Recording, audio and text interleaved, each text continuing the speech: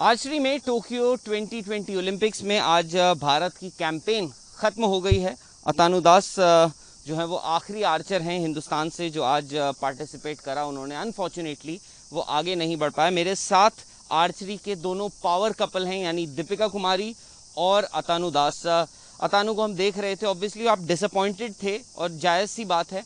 अतानु, आप अभी बैठे हुए थे, बहुत मुश्किल था आपको कन्विंस करना कि आप इंटरव्यू के लिए आइए। सर पे आप हाथ रख के बैठे हुए थे।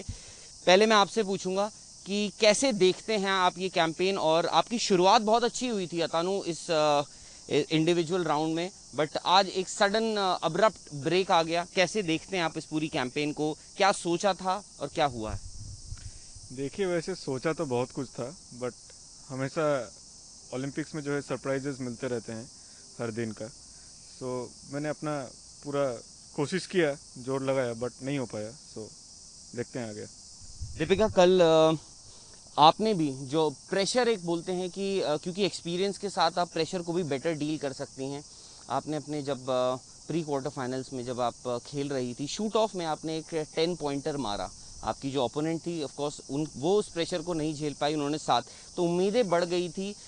इस सीज़न, इस ओलंपिक्स में जब आप आई, मेडल क्या आपको दिख रहा था? क्या आप बेटर प्रिपेयर्ड थी जितना आप लंदन में थी या फिर रियो में थी इस ओलंपिक्स के लिए?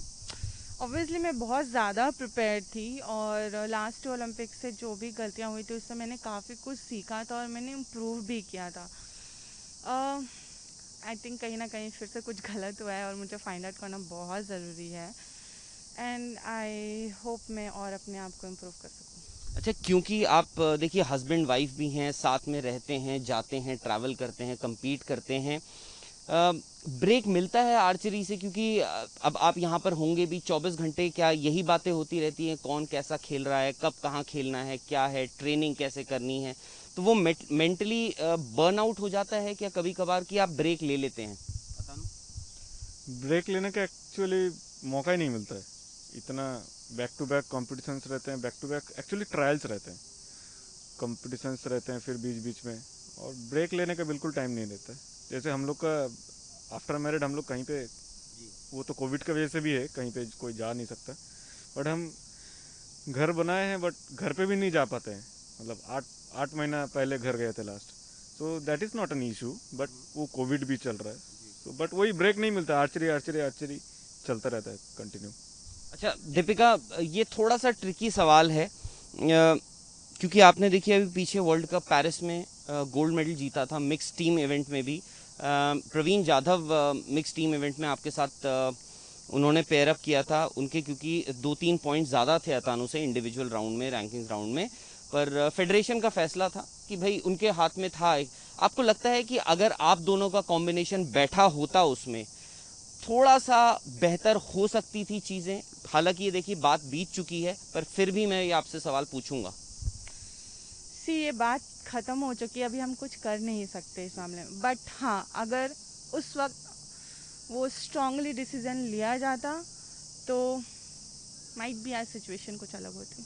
आपको लगता है कि एक बेटर चांस था हमारा ओलंपिक्स में मेडल का? ऑब्वियसली, क्योंकि क्या होता है ना कि एक पोडियम फिनिशिंग होता है, एक बंदे के अंदर एक क्वालिटी होती है जो एक बंदे में एक बंदे ने डेवलप की होती है, एंड टीम कोऑर्डिनेशन होता है, कम्युनिकेशन होता है, विच इज़ वेरी इम्पॉर्टेंट। और कहीं ना कहीं जो इतना साल हमने मेहनत किया और इस जगह पे आके वो चीज़ अचानक से वो ख़त्म हो गया। बट क्या होता है ना कि आप एक परफॉर्मेंस में आप सब जज कर लेते हो, बट आप जो पूरा 3-4 साल आप परफॉर्मेंस दे रहे हो उसको आप जज नहीं करते हो। उसके बेसिस पे आप उसको आप नहीं देख रहे हो, एक्सपीरियंस को आपने डिस्काउंट कर दिया। यस, वो बहुत गलत होता है।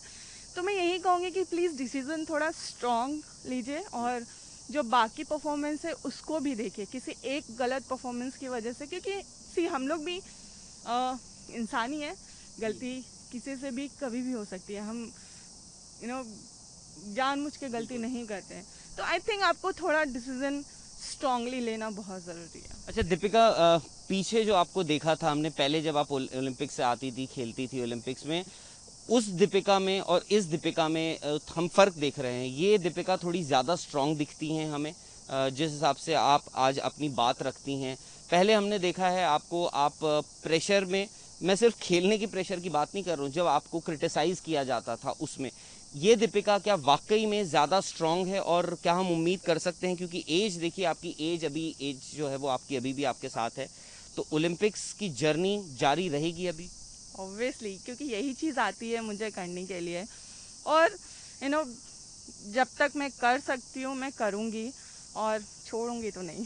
अच्छा अतानु, प्रेशर की मैं अगर बात करूं, ये प्रेशर वहाँ पे होता है या आपको लगता है कि प्रेशर को डील करने के लिए कोई और तरीके हैं? जैसे हम साइकोलॉजिस्ट की बात करते हैं, मेंटल बाकी के स्पोर्ट्स करते हैं। अगर आप देखिए, हम शायद से इस बात पे रिफ्रेन करते होंगे, रुकते होंगे, पर अगर आप बाहर जाएं तो वहाँ पे ज़्यादा साइंटिफिक अप्रोच रखी जाती है, दी जाती है एथलीट्स को। आपको लगता है बेहतर तरीका ये होगा कि आप, क्योंकि आप लोग वर्ल्ड कप्स भी जीतते हैं, पूरे साल 4 साल आप जीतते हैं, बट यहाँ पे दिक्कत हो जाती है, तो आपको लगता है उस पर कुछ काम किया जा सकता है?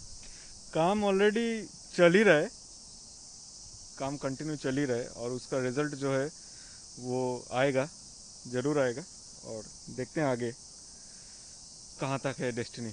अतानु का ये दूसरा ओलंपिक्स था बाय द वे, और मैं आपको दिखाऊं सपना क्या होता है। अतानु, आई थिंक आपने ये 5 रिंग्स जो हैं ये ओलंपिक्स की बनवाई हैं, और ये एक सपना, जैसा दीपिका ने बोला, अतानु ने बोला, ये जारी रहेगा ये सपना, और हम भी कोशिश करते हैं, हम भी आशा करते हैं, आई होप कि आप आने वाले टाइम में बेहतर करें, और फाइनली जो आप लोगों का दोनों का सपना है, दीपिका का 3 ओलंपिक्स हो गए, अतानु के 2 हो गए, 5 ओलंपिक्स दोनों के बीच में, पर वो मेडल की तलाश जो है वो अभी भी जारी है। Thank you very much and all the best Deepika, all the best Atanu, thank you.